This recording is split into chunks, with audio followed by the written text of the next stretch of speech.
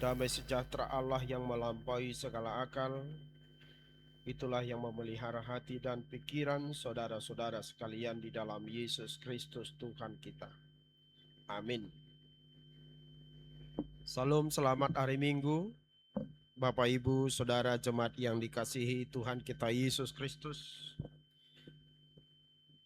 Tuhan menyapa kita melalui firman-Nya dalam Minggu Rogate ini, dalam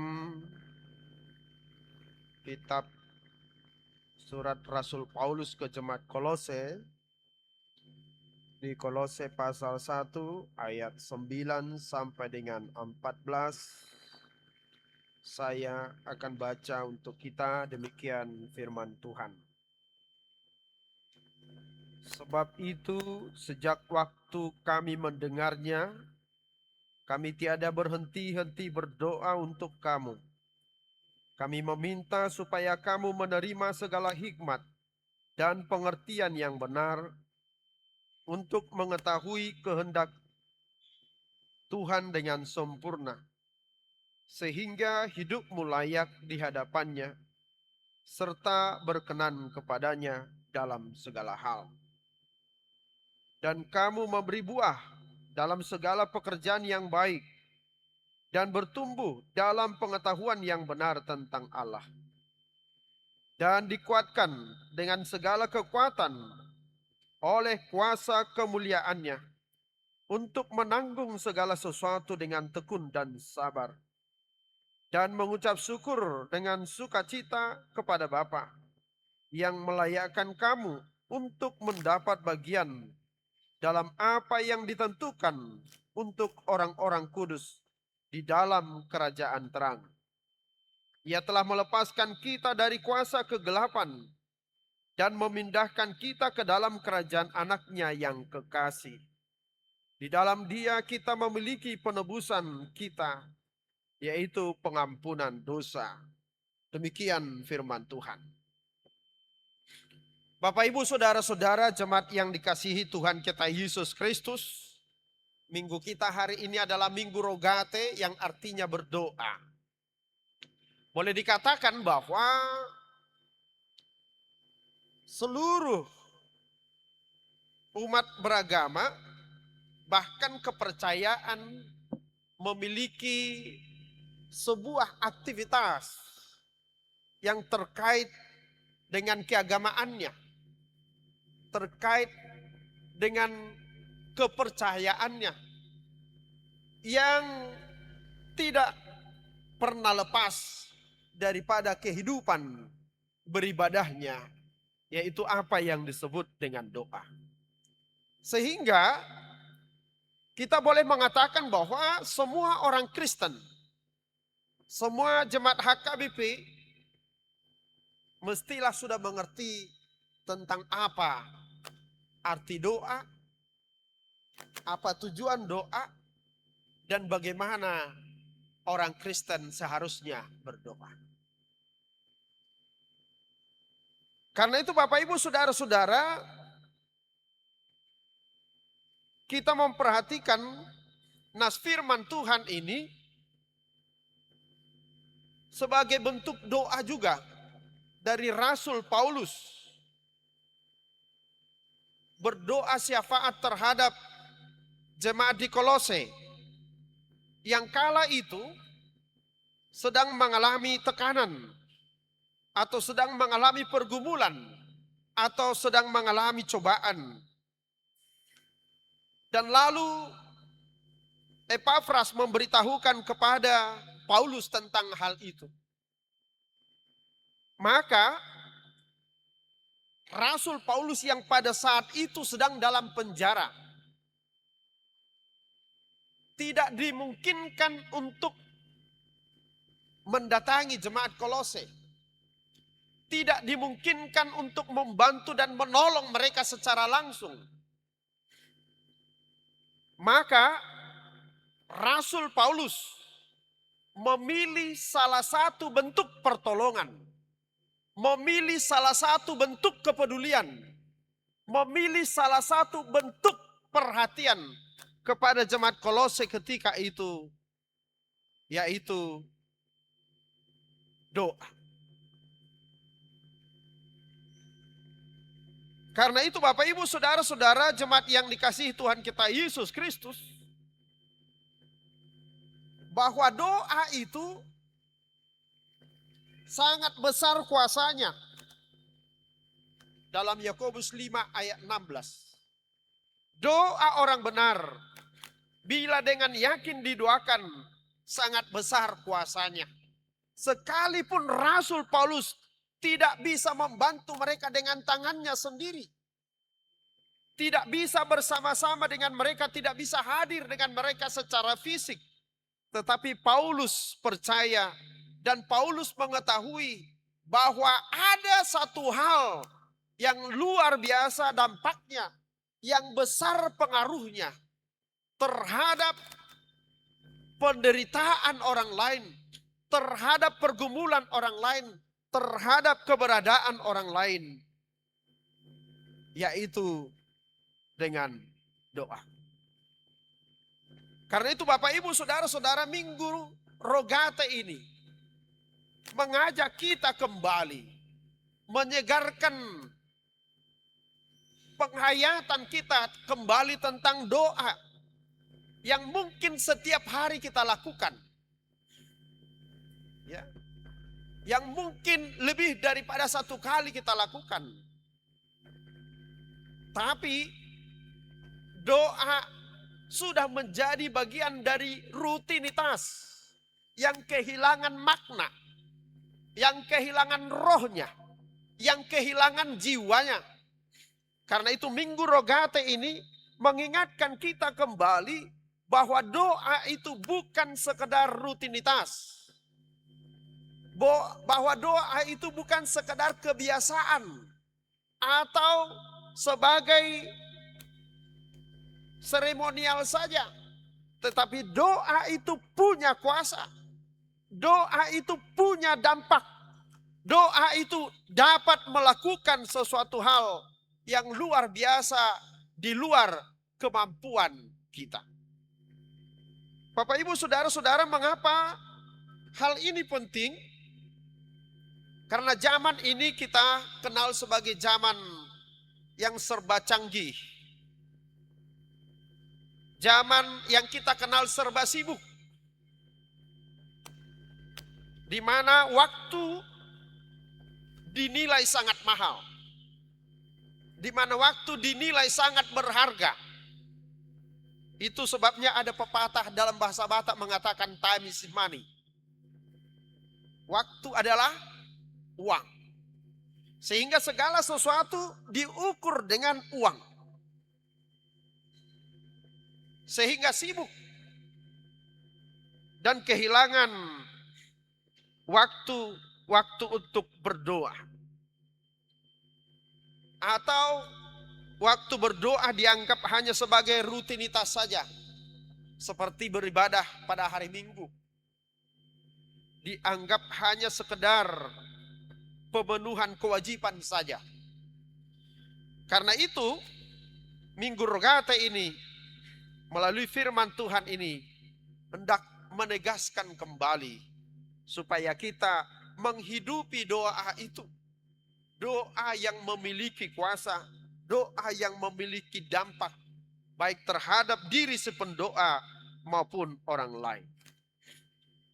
Karena itu kalau kita memperhatikan ada 4 hal yang ditekankan oleh Rasul Paulus dalam firman Tuhan ini. Yang pertama, bahwa doa yang disampaikan Rasul Paulus sebagai doa syafaatnya kepada jemaat Kolose itu adalah supaya jemaat Kolose itu diberikan Allah. Diberikan, dikaruniakan kepada mereka pengetahuan yang benar tentang Allah. Pengenalan yang benar tentang Allah. Supaya jemaat itu memiliki pengetahuan rohani. Yang kedua, bahwa melalui doa itu Rasul Paulus mendoakan jemaat Kolose supaya kehidupan jemaat itu menjadi kehidupan yang berkenan kepada Tuhan. Menjadi kehidupan yang seturut dengan kehendak Tuhan. Bahwa Rasul Paulus menunjukkan kepeduliannya terhadap jemaat Kolose itu. Bahwa dalam doa itu juga penting peduli terhadap orang lain. Penting memedulikan keberadaan dan kemajuan orang lain. Yang keempat, dalam ayat 11, Rasul Paulus mendoakan jemaat itu supaya mereka dikuatkan dengan segala kekuatan oleh kuasa kemuliaan Tuhan. Menanggung segala sesuatu dengan tekun dan sabar. Bahwa doa itu memampukan kita, memampukan seseorang untuk bertahan dalam ujian, bertahan dalam pencobaan, bertahan dalam penderitaan. Sehingga doa itu menjadi sumber energi, sumber kekuatan, sumber tenaga bagi iman kita untuk menghadapi pergumulan dan persoalan. Dan yang keempat, bahwa Rasul Paulus berdoa dengan mengucap syukur kepada Tuhan tentang yang pertama adalah hal-hal yang rohani. Bahwa dalam doa itu harus sebagai ungkapan syukur. Madok mauliate tu dibata. Yang pertama bukan hanya karena hal-hal yang menguntungkan kita secara duniawi. Atau karena permintaan permohonan kita dikabulkan oleh Tuhan. Rasul Paulus mengajari bahwa hal yang paling pokok, yang paling utama, yang paling prioritas kita syukuri dalam doa kita adalah karena keselamatan yang telah dikerjakan Allah di dalam Yesus Kristus. Karena itu Bapak Ibu Saudara-saudara, bagaimana kita mengaminkan dan menghayati naskotbah ini dalam Minggu Rogate pada hari ini. Yang pertama, bahwa doa adalah pusat kehidupan iman kita. Doa adalah pusat kehidupan iman kita. Rasul Paulus mengatakan di dalam ayat 9 tadi, sebab itu sejak waktu kami mendengarnya, kami tiada berhenti-henti berdoa untuk kamu. Tiada berhenti-henti berdoa untuk kamu. Menunjukkan kontinuitas. Ya. Bahwa doa itu dilakukan secara tidak terpotong-potong, tidak patah-patah. Tetapi doa yang dilangsungkan terus-menerus. Artinya bahwa hidup orang percaya tidak pernah lepas dari doanya. Bahwa Martin Luther King mengatakan demikian. Doa adalah nafas iman orang percaya. Bahwa dengan berdoa, ketika kita berdoa, pada saat itu kita sedang menyambung kehidupan iman kita. Supaya iman kita tidak menjadi mati atau tidak menjadi padam. Jadi Rasul Paulus mengatakan itu. Aku mendoakan, Yesus mengatakan kepada para murid-muridnya, aku mendoakan kamu supaya imanmu tidak padam. Karena ternyata iman itu bisa padam. Ternyata iman itu bisa meredup. Ternyata iman itu bisa mati. Jadi dengan doa, iman kita selalu dihidupkan. Ya, memperoleh nafas kehidupan.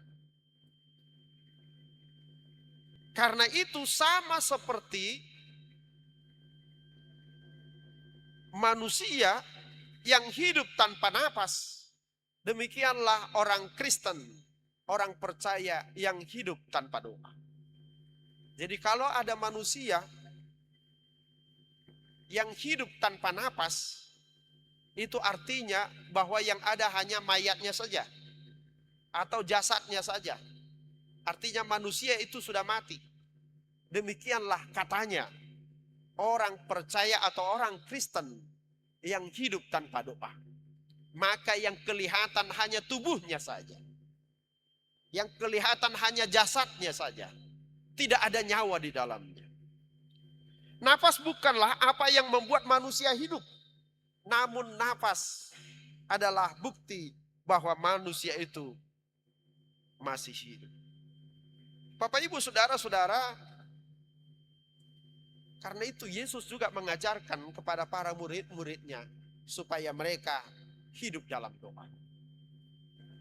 Yesus mengajarkan dalam Matius pasal 6 bagaimana seharusnya berdoa.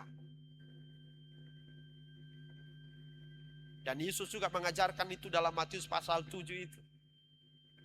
Bahwa berdoa itu adalah meminta, mintalah maka kamu akan diberi. Ketoklah maka pintu akan dibukakan. Carilah maka kamu akan mendapat. Dan ketika Yesus Kristus ditangkap sedang berdoa sebelum ditangkap di Taman Getsemane, Yesus mengatakan pada murid-muridnya, dikatakan berjaga-jagalah dan berdoalah. Itu artinya betapa penting doa itu bagi kehidupan kita. Yang kedua, apakah yang menjadi pusat doa kita?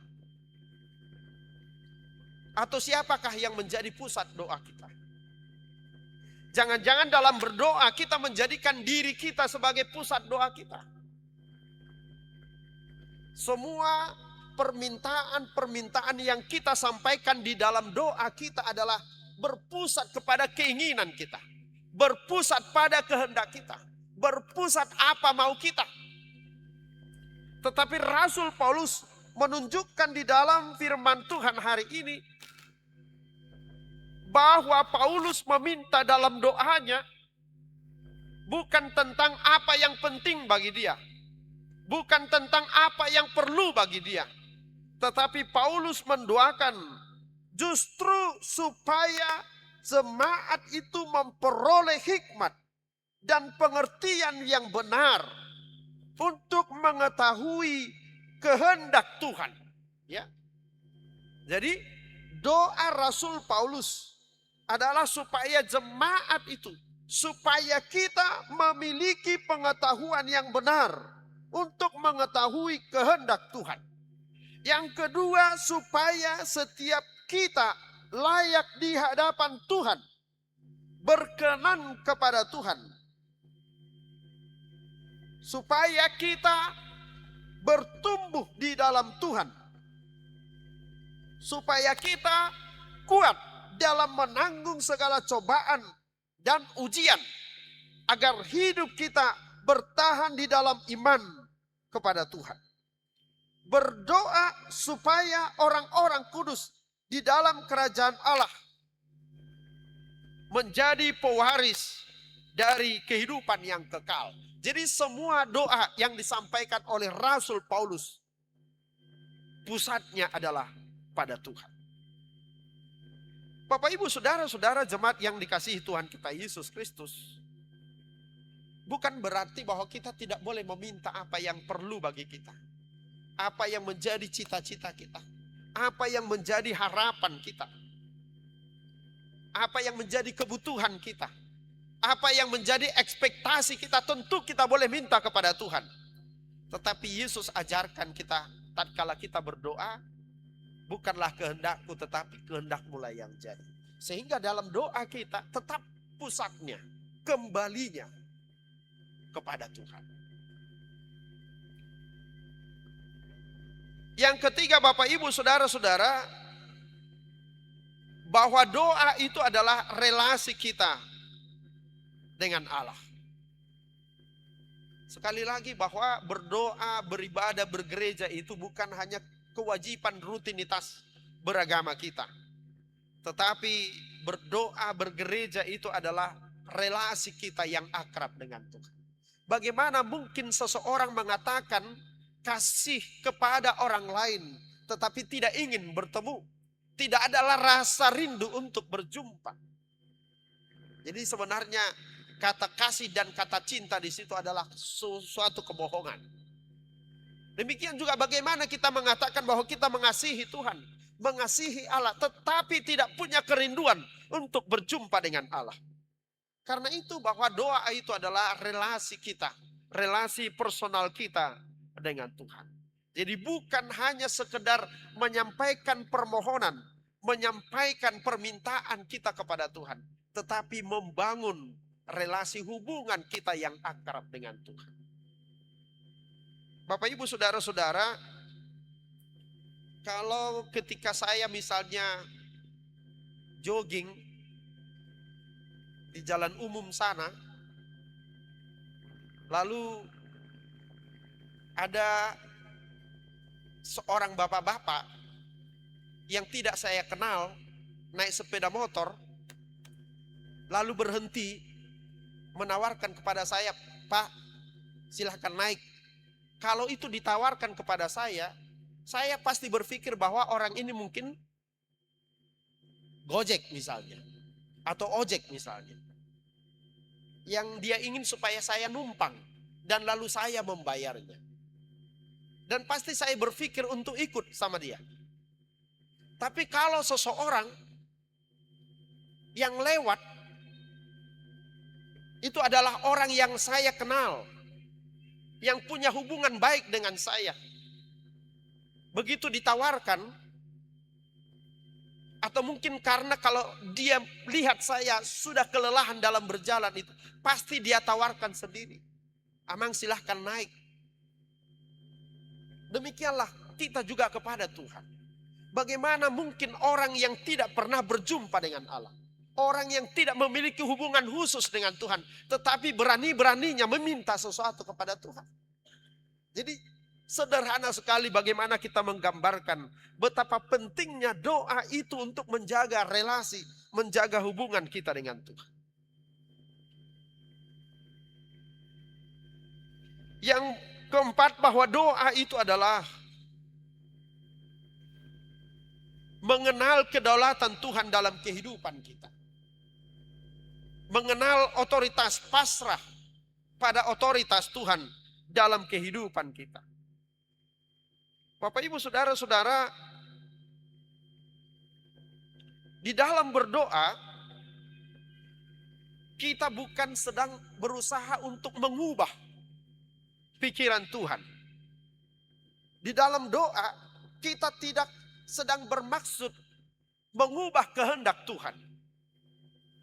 Tetapi dalam berdoa itu kita dimampukan supaya hidup kita, pikiran kita semakin selaras dengan kehendak Tuhan. Supaya selaras dengan apa maunya Tuhan. Sehingga doa itu membangun iman kita. Membangun iman percaya kita. Jadi akan terlihat doa orang yang sungguh-sungguh menghidupi doanya dengan doa yang karena kepentingannya saja. Apabila kita berdoa kepada Tuhan karena kepentingan kita saja, karena keperluan kita saja, maka ketika doa kita dikabulkan, kita akan melupakan Tuhan sebagai sumber berkat itu. Tetapi ketika doa kita tidak dikabulkan, maka kita akan kecewa kepada Tuhan. Tetapi orang yang hidup di dalam doanya dan menghidupi doanya sebagai bentuk pengakuan akan otoritas dan kedaulatan Tuhan atas kehidupannya, maka ketika dia memperoleh berkat, dia akan menjadi orang yang sangat bersyukur kepada Tuhan. Yang tidak akan lupa diri, yang akan menjadi rendah hati, menjadi orang yang peduli dengan orang lain. Karena dia sadar bahwa apa yang dia miliki sungguh-sungguh adalah berkat Tuhan. Sungguh-sungguh adalah karunia Tuhan. Sungguh-sungguh adalah anugerah Tuhan. Sungguh-sungguh adalah pemberian Tuhan yang tidak layak untuk disombongkan. Dan di sisi lain, ketika apa yang dia minta, apa harapannya tidak terkabul, maka dia akan tetap dengan setia dan sabar berkata bahwa bukan kehendaknya yang terbaik, tetapi adalah kehendak Tuhan. Karena itu Bapak Ibu Saudara-saudara, dalam Minggu Rogate ini perlu bagi kita mengevaluasi sudah sejauh mana kualitas hidup kekristenan kita. Salah satu indikatornya adalah masihkah doa itu menjadi kebutuhan primer kita, menjadi kebutuhan utama kita. Apakah kita masih memiliki jam-jam doa kepada Tuhan? Setidaknya kalau kita membaca Alkitab, setidaknya ada 3 waktu bagi kita untuk berdoa. Yaitu ketika kita mengawali kehidupan kita di pagi hari, dan di antara kesibukan aktivitas kita. Dan lalu kemudian setelah kita akan menutup satu hari ini untuk diseberangkan oleh Tuhan ke hari esok. Dan pertanyaan yang sangat relevan dalam tema pengajaran iman Kristen dalam kehidupan keluarga HKBP saat ini. Masihkah keluarga HKBP memiliki waktu bersama dengan keluarganya untuk memuji Tuhan, bernyanyi, dan untuk membaca firman Tuhan dan berdoa bersama? Bapak Ibu Saudara-saudara, lalu bagaimanakah kita berdoa? Ini sangat penting. Bagaimana seharusnya kita berdoa? Karena sangat ironis sekali bahwa kaum bapa, atau mungkin bukan hanya kaum bapa, masih ada kaum ibu di antara jemaat Kristen yang masih sangat sulit untuk berdoa. Karena itu Yesus mengajarkan dalam Matius pasal 6 ayat 9 sampai dengan ayat 13 dikatakan, karena itu berdoalah demikian. Bapa kami yang di surga, dikuduskanlah namamu, datanglah kerajaanmu, jadilah kehendakmu di bumi seperti di surga. Bahwa kalimat pertama, kata-kata yang paling utama yang harus kita kedepankan dalam doa kita adalah memuji Tuhan. Sama seperti seorang anak yang mungkin sekolah atau ngekos di luar kota, lalu telepon mamanya atau telepon papanya. Begitu angkat telepon, Pak segera kirimkan duit. Pasti si bapak itu akan kesal dengan anaknya. Mbok tanya dulu kabarnya bapak, gimana kabarnya Pak? Ma, gimana kabarnya Ma? Lalu kemudian minta uangnya. Jangan begitu angkat telepon, halo Ma, uang tolong kirimkan. Jadi Yesus juga mengajarkan cara berdoa yang demikian. Begitu kita berdoa, jangan permintaan dulu, puji dulu. Sadari dulu kekuasaan Tuhan itu. Dan lalu kemudian mintalah kepada Tuhan yang perlu kamu minta. Tapi Yesus ajarkan dalam berdoa, mintalah secukupnya saja. Yang ketiga, Bapak Ibu Saudara-saudara, dalam berdoa itu kita diminta supaya kita menyadari siapa kita. Supaya kita menyadari keberdosaan kita. Artinya dalam doa itu iman kita direstorasi, ditransformasi, ada kebaharuan. Setiap kita berdoa ada kebaharuan iman kita di situ. Dan lalu yang kemudian meminta pengampunan dosa kepada Tuhan. Dan yang terakhir, mengembalikan pujian dan kemuliaan itu kepada Tuhan, dan supaya kehendak Tuhan yang jadi. Bapak Ibu Saudara-saudara, biarlah hidup kita menjadi doa kita kepada Tuhan. Karena doa kita, ibadah kita tidak diawali di dalam gereja ini dan tidak berakhir pula di dalam gereja ini. Doa kita, ibadah kita adalah hidup kita setiap hari. Tatkala kita belajar, tatkala kita bekerja, tatkala kita berusaha, itu menjadi doa dan ibadah kita kepada Tuhan. Selamat Minggu Rogate, kita berdoa. Terima kasih Tuhan atas firman-Mu. Ajarilah kami Tuhan untuk mengerti kehendak-Mu dalam kehidupan kami. Mengerti rencana-Mu, kedaulatan, otoritas Tuhan dalam kehidupan kami. Dan biarlah kami mensyukuri anugerah-Mu, pemberian-Mu, kehidupan dan keselamatan yang Tuhan kerjakan dalam kehidupan kami. Tuhan, ajarilah kami untuk berdoa, memohon kepada Tuhan. Agar setiap doa kami berkenan kepada Tuhan. Karena itu Tuhan, antarkanlah seluruh jemaat-Mu kembali dari rumah-Mu ini, dari tempat ibadah kami, ke kehidupannya setiap hari. Ke sekolahnya, ke perkuliahannya, ke kantornya, ke usahanya, ke pekerjaannya. Dengan beroleh berkat, kekuatan, dan penyertaan Tuhan. Kami mohon berkatilah jemaat yang sedang sakit, Engkau sembuhkan Tuhan. Yang sedang lemah, Engkau kuatkan. Yang sedang berduka, Engkau hidupkan. Biarlah Tuhan, seluruh kehidupan kami menjadi ibadah kami, menjadi doa kami kepada Tuhan. Terimalah kami di dalam nama Yesus Kristus. Amin.